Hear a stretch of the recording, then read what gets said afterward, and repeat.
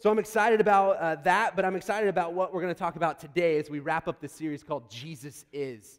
I think it is vital to us to be able to fill in that blank with something that is true. If we put something in the blank that's not true, that we've been misled by, well, I think it will really lead us in a bad place. If we put something in here that's false, then everything we believe about God, everything we believe about even ourselves and about life will not be true. It'll be based on something that's false. And so we've spent a couple of weeks with this idea, well, who is Jesus? In conversations and study, I would guess most people wouldn't deny the idea that Jesus existed. And so when we talk about Jesus, which Jesus are we talking about? I mean, if someone who is Muslim, they would believe that Jesus lived, that he was a wise teacher, that he was a great prophet. Someone of a Jewish tradition, someone who is a believing Jew, that they would believe that Jesus was a good moral teacher. For several weeks, I went and did a Bible study down by SLU campus, and this was made up of several Muslim women, a couple of Jewish men, and then several Catholics and Protestants. And we sat around the table and we talked about Scripture. And we talked about who Jesus is. Because I really think that most people have this idea of Jesus existing, but who is Jesus? Who's Jesus? And ultimately, we have to answer that question. We can't rely on our parents. We can't rely on our friends. We have to say, this is who I believe Jesus is. And you've put something in that blank because of your own tradition, how you grew up in the church, or maybe you didn't grow up in the church. I didn't grow up in the church, and so in the beginning, what I thought about Jesus was maybe kind of what I heard from other people. But what if we could really begin to believe who Jesus is? And so Easter weekend, we looked at this idea that Jesus is turning around, and we looked at the story of a woman who had been bleeding for 12 years, and she comes up and she touches Jesus. She doesn't want to be seen. She hadn't been seen in a long time. She had been called names. She had been abandoned. And she comes up and touches Jesus, and she's healed of this bleeding. And Jesus, that wasn't enough for Jesus just to heal her. Jesus wanted to see her. So Jesus calls her daughter. That's what I talked about for us, wherever you've been, whatever you've done, that Jesus knows and he sees you and he has a new identity for you. And then last week I was gone, but Greg did a great job teaching that Jesus is not a penny fountain, that you can just throw these wishes in and hope Jesus does something.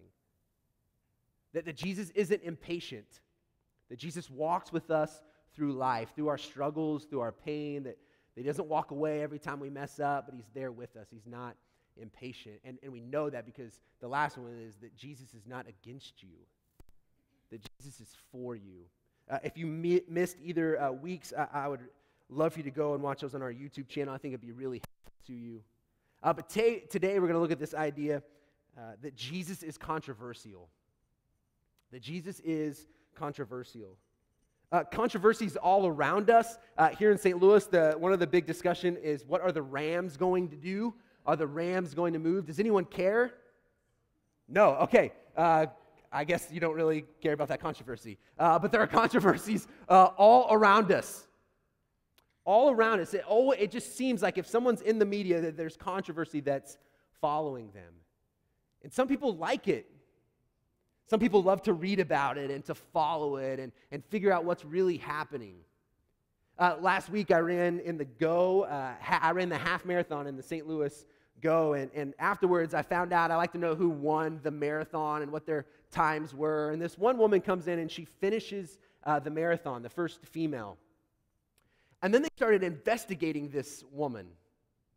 And they found out that nowhere on the course did she register. And so if you don't know much about running, you wear this bib, and in there's a chip, and then along the run, you run over these little things, and it registers your time.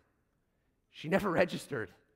So at some point, this woman slipped in on the course and ran across the finish line and claimed victory. So the next woman comes, and she finishes thinking that she's the winner, to realize that someone had crossed in front of her. They found out that she did the same thing last year, the woman who won this year.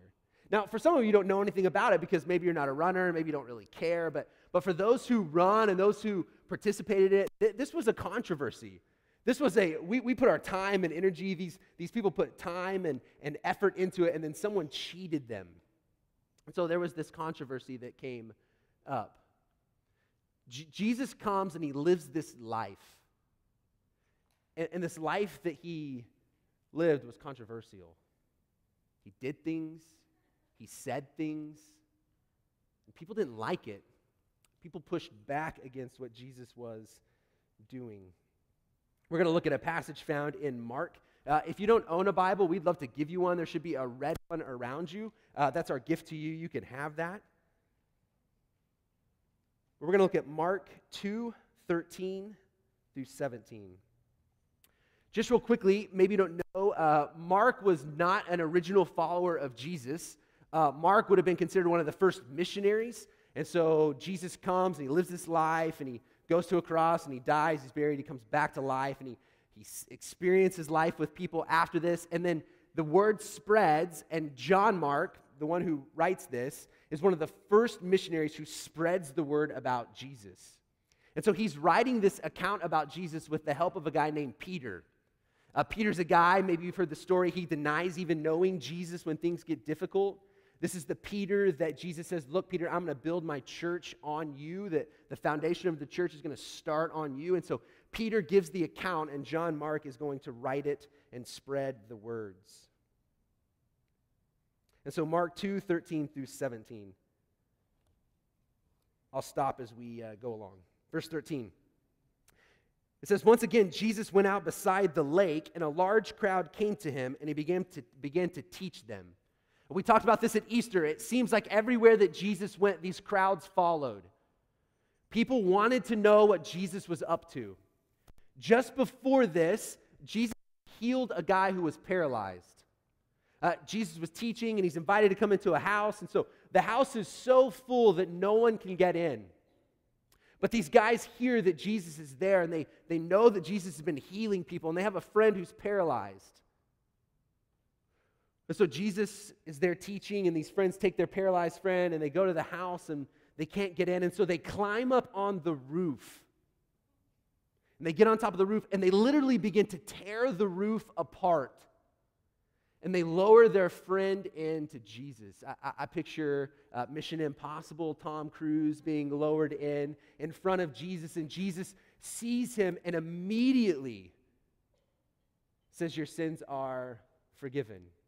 Which is really interesting because they bring this guy there because he can't walk, but Jesus says that your sins are forgiven. Now, in this space are these people called the Pharisees, and the Pharisees are these really good religious leaders. They were really good at following the rules, and so they were always in the crowd, and they're always watching to see what Jesus is going to do, and Jesus knows they're there. And so this person is lowered in, and Jesus forgives the guy. And immediately the Pharisees are like, whoa, who does this guy think that he is? That he is forgiving people of their sins. This is blasphemy, or this would be considered sacrilegious.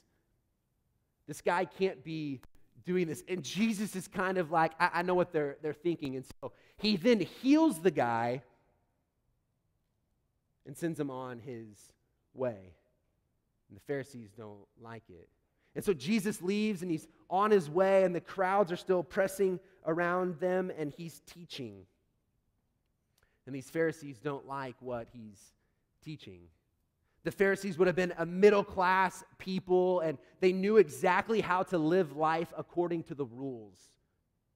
Now, the Pharisees often kind of get a bad rap. They're often seen as bad people, but really, they were just doing what they thought they were supposed to do. They thought that the way to be right with God was to be righteous. And so they focused on their own righteousness. And they thought, if I am right, if I am good, then God is pleased with me. And so they knew the laws, and they followed the laws, and they were really good at it. Pharisee literally means one who is separated. And so Pharisees would not want anything to do with people who were not following the rules like they were. They wouldn't be friends with them. They wouldn't eat with them. They wouldn't be seen with them. Their biggest struggle was self-righteousness. They believed, again, that their rightness is what made them superior to other people. So in the crowd, you have people who come along just wanting to see, what's Jesus going to do? You have a group of people who have begun to follow Jesus, and they're learning from him. And then you have these group of religious people who are just listening and watching. And oftentimes, look, we could have went all kinds of places as we wanted to look at how Jesus was controversial. Just go read Matthew, Mark, Luke, or John and see every time that Jesus made these people mad. They didn't like him. Let's look at verse 14. It says, as he walked along, he saw Levi, son of Alphaeus, sitting at the tax collector's booth. Follow me, Jesus told him, and Levi got up and followed him. Now, this is where it's going to get crazy. This is where the religious leaders are about to lose their mind. And when they saw Jesus go over in the crowd, Jesus is going to make his way away from people, and he's going to walk over to this booth where Levi is sitting. He knows who Levi is, and he's a tax collector. And he says these two words. He says, follow me. Jesus is giving this invitation to Levi to leave everything and to come and follow Jesus. And the people would be in shock who saw this happen. Cademan and I, my little boy that was in the hat, we were Friday alone. It was just me and him. And so I thought, all right, let's walk up to the local elementary. We're going to play around. So I take my dog, and Cademan scooters up to the park, and we're playing around at the park. And Cade decides that he wants to swing. And so I've got my dog on the leash, and I'm pushing Cademan on this swing. And this little boy comes over, and he begins to watch Cade and I swing. And he goes to the swing next to Cademan, and he's just holding the swing. And so Cademan is swinging this way, and the little boy takes the swing, and he pulls it back this way. And I'm thinking, no way would this little boy do. He wouldn't do what I think he's going to do. And these swings are not little swings. These are big swings, and they have huge metal clips on the edge of the seat.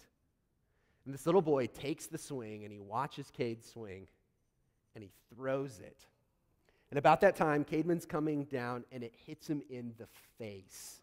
And immediately, Cademan screams, and this little boy just takes off running.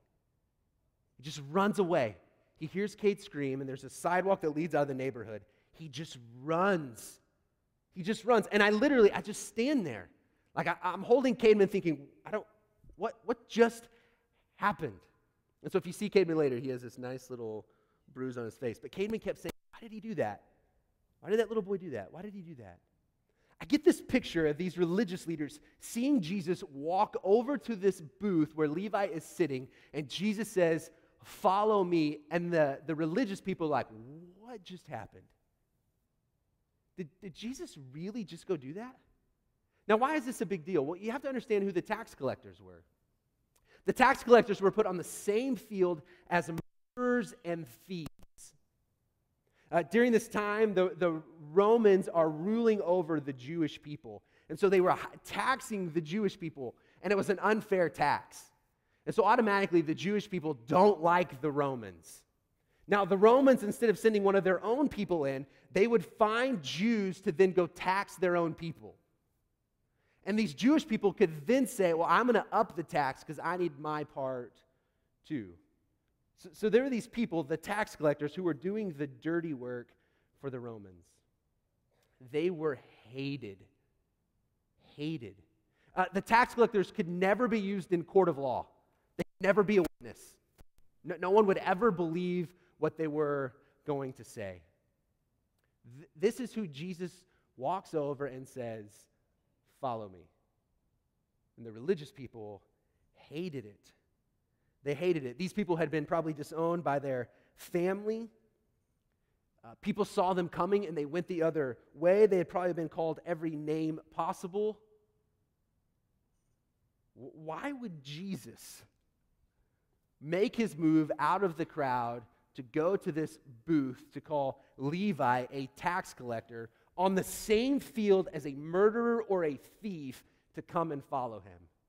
Because ultimately what Jesus is doing, Jesus is saying, look, I believe in you. Jesus is saying, look, I know what you're doing, I know what you've done, but I accept you. I love you. And so Jesus offers this invitation to the tax collector to come and follow him. And he does.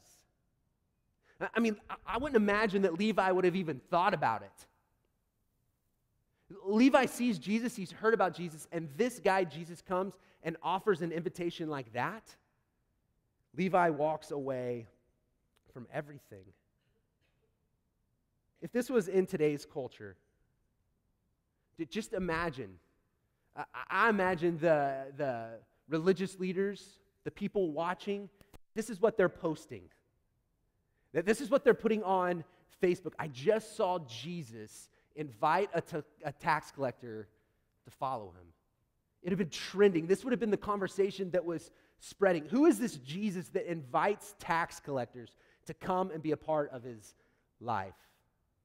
At one point, Jesus is in this setting, and this woman who wasn't living a very good life, people knew who she was. She comes in and she begins to wash Jesus' feet, and she pours this oil, and the religious leaders say, if this guy really was a prophet, he would know who's touching him.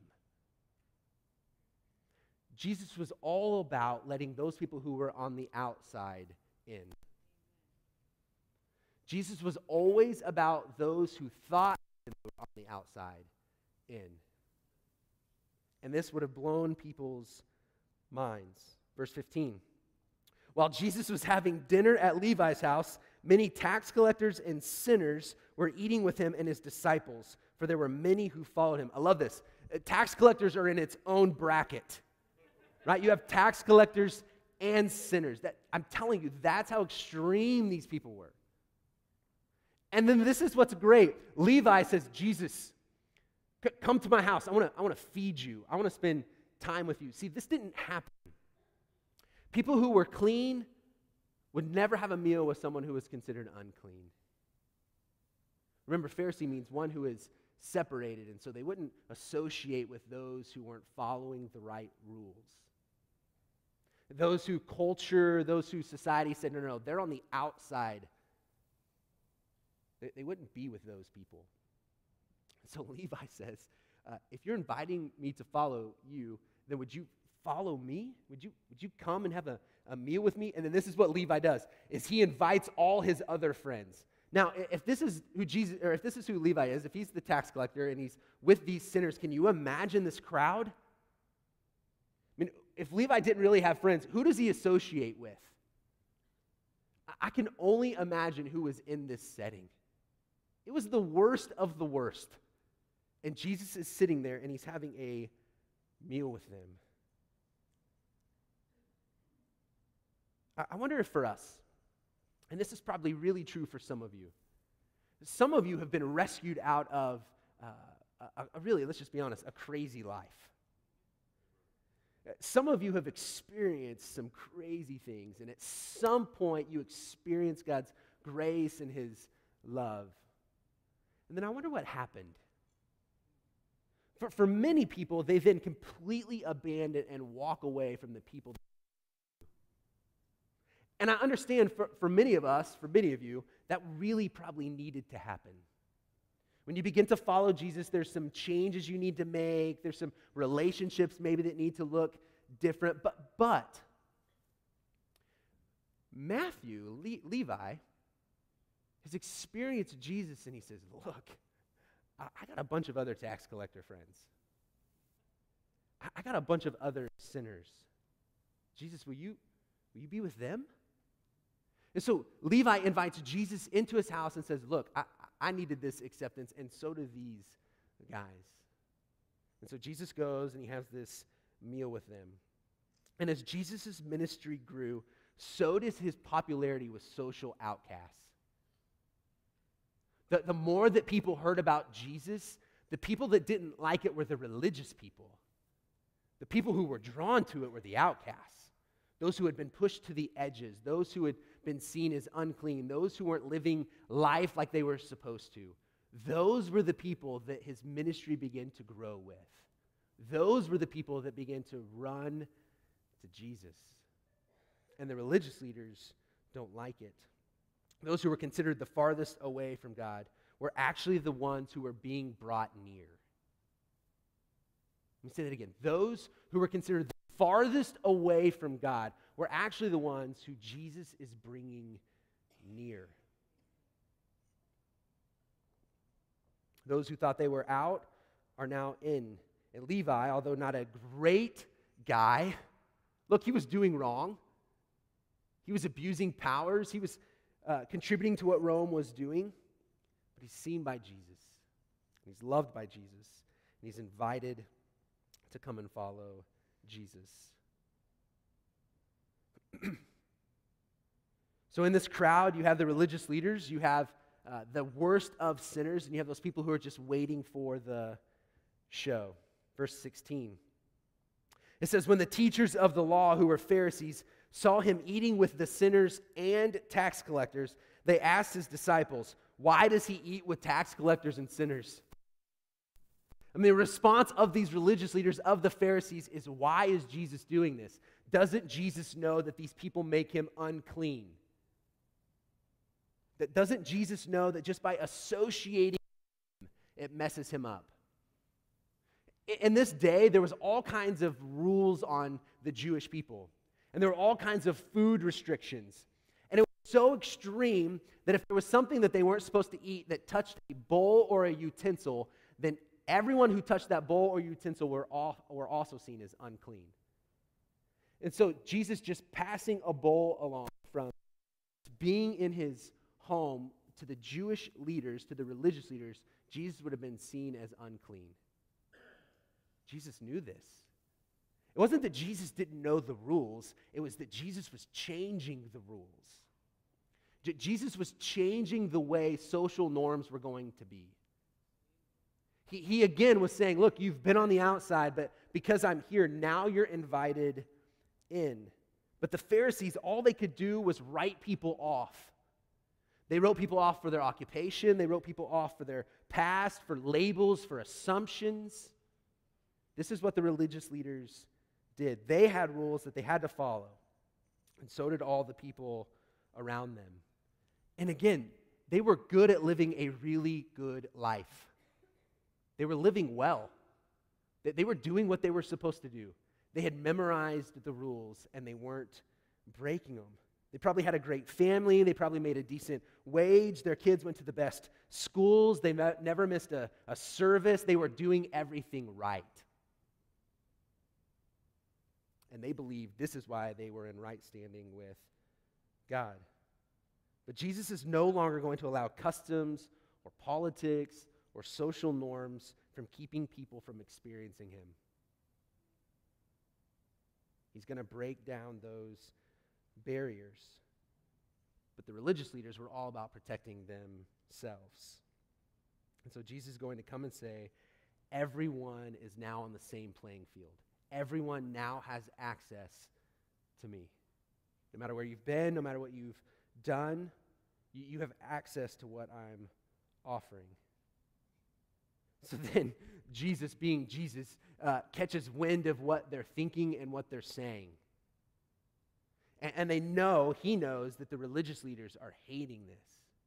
That they're hating that Jesus is even in these guys' presence. And so Jesus is going to make this statement. And as a parent, if you have kids, if you have little kids, at one point you'll make statements that you can't believe you had to form and then say to another person. The other day we're in the car, and my wife has to tell Cademan to not put his finger down his throat. Right? That's one of those things you just don't feel like you should have to say to another person. Oftentimes I have to tell Cademan, don't stand on the dog. Right? There's these things you say, and you're like, why do I have to say this? And so I wonder, Jesus is about to make a statement, and I wonder in the back of Jesus' mind if he's thinking, did I really just have to tell these guys this? Don't they get it? Don't they see what I'm doing? Verse 17. It says, on hearing this, Jesus said to them, it is not the healthy who need a doctor, but the sick. I have not come to call the righteous, but sinners. Jesus has just made a statement that changes everything. Jesus has just told the crowd, he's telling us who he is.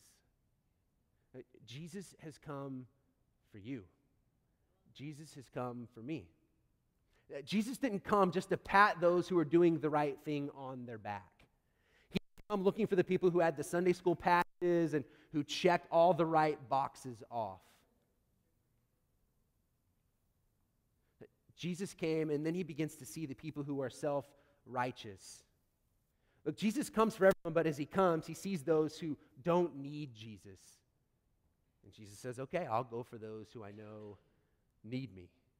And so he begins to bring hope to the hopeless. He brings healing to those who need to be healed. He brings hope to those who are stuck and full of despair. He's looking for those people. This won't be on the screen, and I don't have the page number. But in Luke 18, verse 9, Jesus says this. It says, to some who are confident of their own righteousness and look down on everybody else. Let's let that just sink in for a second. Unfortunately, that's happening still today. There are still people who confess to be followers of Jesus, who cling to their own righteousness and look down upon those who aren't living the lives that they think they should live. So this was happening when Jesus comes, and I believe it's still happening today. Jesus tells this parable, verse 10, it says, 2 men went up to the temple to pray, one a Pharisee, who we've talked about who that is, and the other a tax collector. The Pharisee stood up and prayed about himself. God, I thank you that I'm not like other men, robbers, evildoers, adulterers, or even like this tax collector. I fast twice a week and give 1/10 of all I get. So the Pharisee comes in and says, God, look how good I am. Look at everything I'm doing. I don't miss Sundays. I pay my tithe. I'm a good person. God, aren't you pleased with me? And I'm so good, and the reason I'm so good is because, look, if you compare me to those people, God, how could you not accept me and love me? I'm not like the tax collector. And then you have the tax collector. It says, but the tax collector stood at a distance. He would not even look up to heaven, but beat his breast and said, God, have mercy on me, a sinner. So the tax collector comes to this realization that he's messed up. He calls himself a sinner. He doesn't need someone else to call him a sinner. He understands it. And his cry is that God would be merciful on him. Verse 14, it says, I tell you that this man, rather than the other, went home justified before God. For everyone who exalts himself will be humbled, and he who humbles himself will be exalted. Jesus is saying, look, if you want to be in, you have to understand what your need is. Those who are on the outside that I see are the ones who seem to not need Jesus. Those who are self-righteous, that their goodness is what's put them in right standing with God. And Jesus points out the tax collector and says, this guy is the one who's justified because he understands that God is the one that brings mercy. He understands who he is. He understands that his goodness is not what puts him in right standing. He also sees that he's not too far gone. Look, let me say this. There's this statement that people often say when it comes to other people who are living a certain lifestyle. And the statement is, love the sinner, but hate the sin. You've heard it. You've seen it. This is the issue that I have with that statement. One is that Jesus never says it. And often when you search love the sinner, hate the sin, the thing that will come up will be verse because people are looking for the verse that where Jesus says this. Love the sinner and hate the sin. But this is where we go wrong. We don't love the sinner.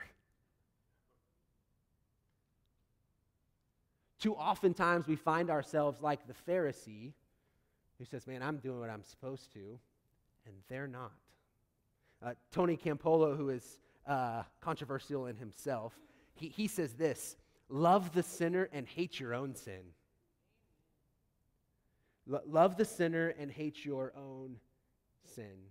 When we begin to hate our own sin, we can then love other people. When we understand the grace that God has extended to us, if we really understand that, it's easier for us to extend grace to other people. And so Jesus comes and he sees the tax collector. He says, "Follow me," and he begins to spend time with him, and it is controversial, and the religious people can't stand it. Jesus doesn't ask for the guest list before going to Levi's house. He didn't say, "Is there going to be any tax collecting that's going to be happening while I'm with you?" He says, he doesn't say, "Now I know you have some friends who are sinners, but are these people going to be there?" He doesn't draw any boundaries. He doesn't alienate or eliminate anybody. And this happens quickly. So it's not like all of a sudden Levi changes his life. It's not like all of his friends' lives are changed. They are who they are, and Jesus goes and he's with them. And it makes the religious people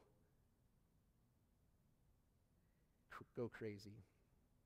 Now, what does this mean for us? What's the so what in all of this? Two things. First of all, I want to look at this corporately. What does this mean for us as a group?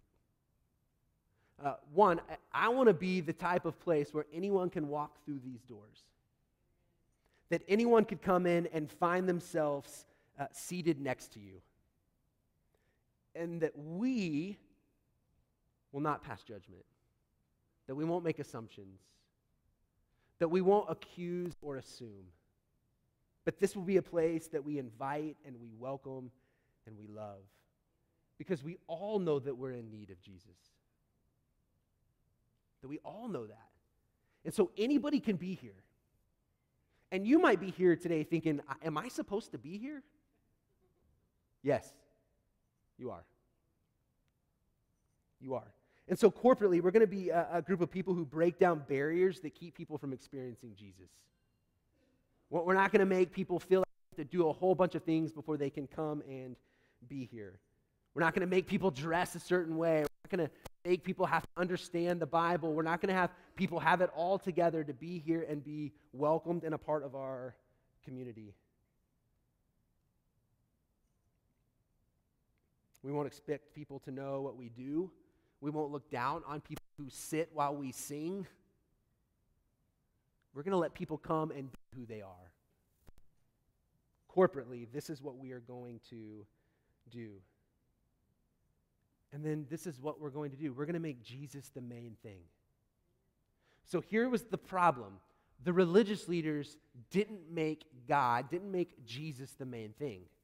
They made the rules and the requirements the main thing. And Jesus comes and says, no. I'm the main thing. Why are you keeping people from me? And so we're going to make Jesus the main thing. That's why for Good Friday, we have a service with people who believe a little differently than we do about some things, but we all believe the same thing about Jesus. And so we're going to be a part of a community where we make Jesus the main thing.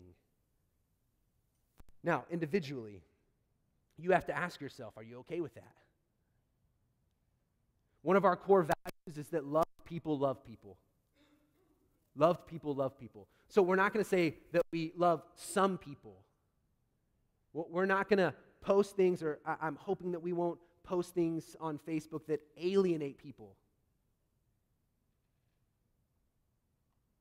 That we are going to be individually people who live this out. That we're not going to be like the Pharisees who beat our chest and say, God, aren't you so happy with me for how good I am? But we're going to be like the tax collector who stands back and looks at God and says, will you have mercy on me? So, can we be with people without an agenda? Can we love people in a way that people begin to wonder, who are they? Who are they? We're reading over at Coldwater, and we have this little boy that's a part of the program, and his mom is an atheist, and she doesn't want anything to do with the church, but she found out we were doing it. And she went to someone who she's connected to in our church, and not in a mean way, she just said, why are you doing this? Why are you loving my daughter? Why are you coming and reading with her? Why do you care about her? That's the way we're going to live. We're going to live the kind of life where people say, man, what's going on over there? But let me ease some of the tension for some of you. Jesus doesn't excuse what people are doing when he comes. So when Jesus enters the scene, he leads with love, but oftentimes he calls people out as well. And so if anything, Jesus raises the bar for people because he says, look, it's no longer just about appearance. It's no longer just about how people perceive you or what you think, how you think you look. Jesus is going to say, look, it's now about your heart. So it's not just about playing the game anymore, but it's about who you are. So Jesus actually raises the bar for people. But he does it by loving people first. So corporately, we are going to do that. And then individually, I have to ask, will you do that? Will you love people? Will we not assume things about people? Will we not beat our chest and feel like we're better than other people are? And then finally, and I led to this just a moment ago, but do you believe that Jesus knows you and still invites you to follow him? Do you believe that you're on the outside too far, that there's no way that Jesus would invite you to follow him? Have you messed up too much? Have you lived too bad of a life? Would you today believe that Jesus is saying, follow me? Follow me. Would you believe that Jesus invites you into a relationship with him? And that your life could look different moving on? Not that your life will be perfect, but you'll begin to learn the ways of Jesus. And in learning the ways of Jesus and being loved by Jesus, yeah, there's probably going to be some things in your life where you say, I should probably live differently. I should probably love differently. So Jesus isn't going just to invite you in this life of love, but he is going to call you to live differently. This was controversial, and I believe that it's still controversial today. That those who confess to follow Jesus would actually live and love like Jesus did. Would you pray with me? God, thank you for today. Thank you for an opportunity to be together. God, I believe in your word. I believe in your truth. Would we not cling to our own righteousness? Would we not cling to how good we are, but would we really believe in your grace? And then would we believe that your grace is available to every person we come in contact with? That there are not those so far gone that they cannot be invited to know you and follow you. Thank you, Jesus, for coming and breaking down barriers and allowing us to experience you. Would you help us, Lord? Would you help us to help other people experience this grace? I pray this in Jesus' name. Amen. Amen. Love you guys. See you next week.